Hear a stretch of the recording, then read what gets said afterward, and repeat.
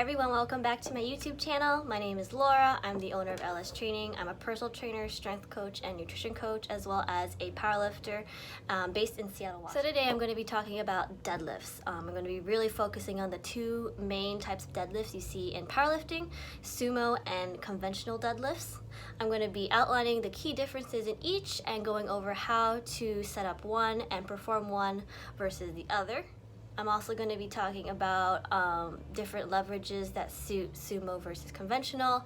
I personally started as a conventional puller and then I lost 10 pounds and my body leverages changed a little bit, so then I was more suited for sumo deadlifts and was stronger in sumo deadlift. So it's really just going to depend on your personal leverages, mechanics, as well as where in your body you're stronger than the other. So if you have a really strong posterior chain like your glutes, hamstrings, and low back, you're probably going to be a better conventional puller than you are a sumo puller.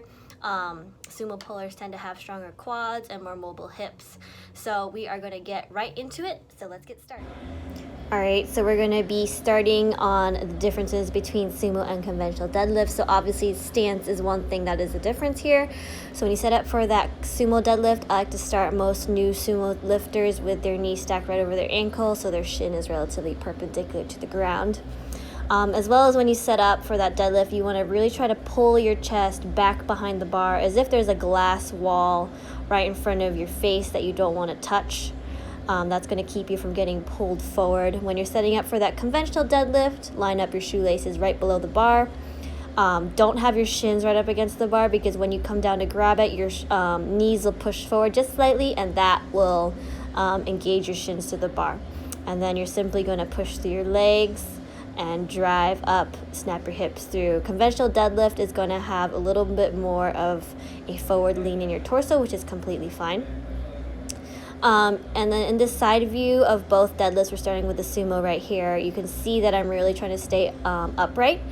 So in that sumo's a little bit more technical than a conventional deadlift. You want to really make sure you're thinking of wedging yourself into the bar, using your legs and hips as leverage to almost lever that bar off the ground. So you really have to push your knees out wide. It requires some level of hip and adductor and groin mobility versus a conventional deadlift where you are simply creating tightness, especially through your lats and hamstrings. Once you feel tightness through those lats and hamstrings, all you got to do is simply push through those legs.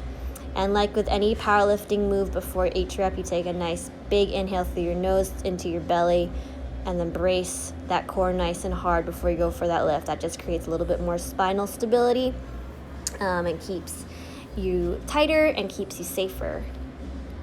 So the biggest difference muscularly wise, I don't know if that's even a word, but so sumo deadlifts, they take a little bit more hip mobility. As I said, they're going to be a little bit more quad dominant. So your glutes and hamstrings and all that is still working, and your back is still working, but your rhomboids and your quads are really working here. The rhomboids are working to keep your shoulders back. Quads are working really to push off the ground. Versus with a conventional deadlift, you are a little bit more bent over, so your posterior chain can be recruited a little bit better. So your hamstrings and your glutes and low back are really going to be driving that lockout. Your quads are really working for that main push off the ground, but once you get off the ground and you're just below your knees, that's really where your glutes and hamstrings and low back take over a little bit to really finish that deadlift nice and strong. And again, lats and upper back are working like in any style of deadlift. So that is it for our video on sumo and conventional deadlifts. If you like this video, please go ahead and give it a thumbs up. Helps a lot. Subscribe to my YouTube channel for the latest updates on my new videos. Go and comment down below on stuff that you want to learn more about. I'm always looking for new video ideas and happy to share information and knowledge with you all. You can find me on Instagram. My Instagram handle is LilLauraLifts. I will also link it down in the bio. And if you have any questions, please go ahead, email me, laura@lstraining.net, and I'll see you in my next video.